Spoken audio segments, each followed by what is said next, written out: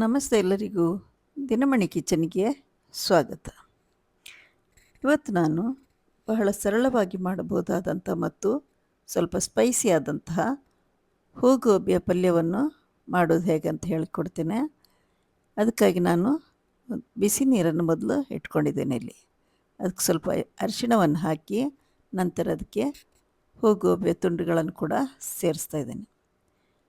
ಇದು ಒಂದೆರಡು ನಿಮಿಷ ಹೀಗೆ ಕುದಿಲಿಕ್ಕೆ ಬಿಡಬೇಕು. ನಂತರ ಇದನ್ನು ಪಕ್ಕಕ್ಕಿಟ್ಟು ಒಂದು ಬಾಣಲೆಯನ್ನು ನಾವೀಗ ಬಿಸಿಗಿಡುವ.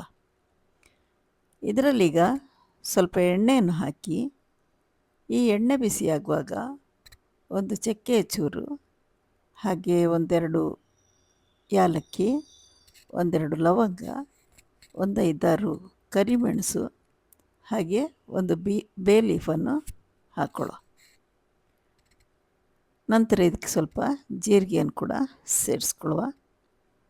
ಈಗ ಒಂದೆರಡು ಹಸಿಮೆಣಸಿನಕಾಯಿಯ ತುಂಡುಗಳನ್ನಿಲ್ಲಿ ಸೇರಿಸ್ಕೊಳ್ಳುವ.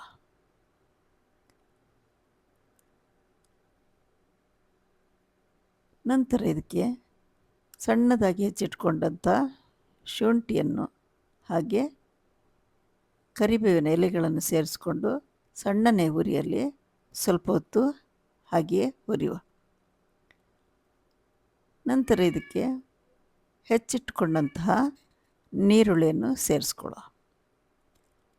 ನೀರುಳ್ಳಿಯನ್ನು ಕೂಡ ಎಣ್ಣೆಯಲ್ಲೇ ಸ್ವಲ್ಪ ಹೊತ್ತು ಹೀಗೆ ಫ್ರೈ ಮಾಡ್ತಾ, ನಂತರ ಇದನ್ನು ಸ್ವಲ್ಪ ಹೊತ್ತು ಒಂದು 3-4 ನಿಮಿಷ ಸಣ್ಣ ಉರಿಯಲ್ಲಿ ಇಟ್ಟು ಇದನ್ನು ಮುಚ್ಚಿಬಿಡುವ.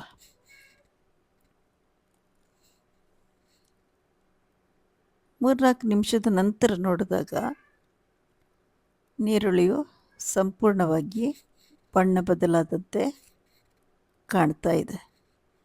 ಇಂಥ ಸಂದರ್ಭದಲ್ಲಿ ನಾವು ಇದಕ್ಕೆ ಖಾರದ ಪುಡಿಯನ್ನು ಹಾಕ್ಕೊಳ್ಳುವ.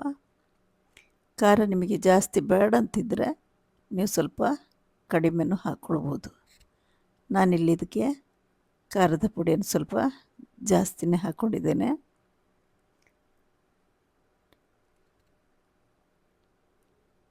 ನಂತರ ಇದಕ್ಕೆ 1 ಚಮಚದಷ್ಟು ಗರಂ ಮಸಾಲೆಯನ್ನು ಹಾಕ್ಕೊಳ್ಬೇಕು.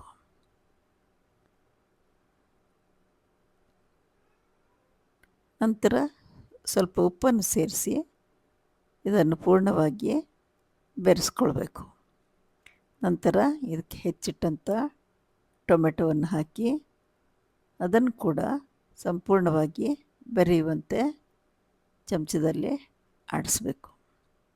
ಇಲ್ಲಿ ನಾನು ಒಂದು 3 ಟೊಮೆಟೊವನ್ನು ತೆಗೆದುಕೊಂಡಿದ್ದೇನೆ. ಈಗ ಇದನ್ನು ಕೂಡ ಸ್ವಲ್ಪ ಹೊತ್ತು ನಾವು ಮುಚ್ಚಿಡುವ. ಒಂದು 2-3 ನಿಮಿಷದ ನಂತರ ತೆರೆದು ನೋಡಿದಾಗ ಟೊಮೆಟೊ ಕೂಡ ನೀರು ಬಿಟ್ಟು ಸಂಪೂರ್ಣವಾಗಿ ಬೆಂದಂತೆ ಕಾಣ್ತಾ ಇದೆ. ಇಂಥ ಸಂದರ್ಭದಲ್ಲಿ ನಾವೀಗ ಇದಕ್ಕೆ ಮೊದಲೇ ಬಿಸಿ ನೀರಲ್ಲಿ ಹಾಕಿ ತೆಗೆದಿಟ್ಟುಕೊಂಡಂತಹ ಹೂಗೋಬಿಯನ್ನು ಸೇರಿಸ್ಕೊಂಡು ಸರಿಯಾಗಿ ಮಿಶ್ರಣ ಮಾಡಿಕೊಳ್ಬೇಕು. ಇಲ್ಲಿ ನನಗೆ ಸ್ವಲ್ಪ ನೀರಿನ ಅಂಶ ಕಡಿಮೆ ಕಾಣಿಸ್ತಾ ಇದೆ. ಹಾಗಾಗಿ ನಾನೊಂದು ಅರ್ಧ ಗ್ಲಾಸ್ನಷ್ಟು ನೀರನ್ನಿಲ್ಲಿ ಸೇರಿಸ್ಕೊಳ್ತಾ ಇದ್ದೇನೆ. ಹಾಗೆ ಈಗ ನಾನು ಸ್ವಲ್ಪ ಇದಕ್ಕೆ ಹುಣಸೆ ಹುಳಿಯ ರಸವನ್ನು ಹಾಕ್ತಾ ಇದ್ದೇನೆ. ಸ್ವಲ್ಪ ಹುಣಸೆ ಹುಳಿಯ ರಸವನ್ನು ಹಾಕಿದರೆ ಸಾಕು. ನಂತರ ಇವೆಲ್ಲ ಮಿಶ್ರಣವನ್ನು ಪೂರ್ಣ ಪ್ರಮಾಣದಲ್ಲಿ ಮಿಶ್ರಣ ಮಾಡಿ ಸ್ವಲ್ಪ ಹೊತ್ತು ಇದನ್ನು ಕೂಡ ಮುಚ್ಚಿಡುವ.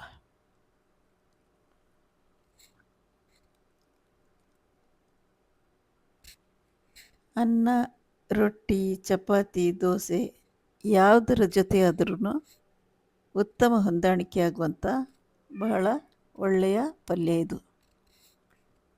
ಈಗ ನೋಡಿ ಸಂಪೂರ್ಣವಾಗಿ ಬೆಂದು ಹೋಗಿದೆ. ನೀವು ಕೂಡ ಒಮ್ಮೆ ಮಾಡಿ ನೋಡಿ. Thank you.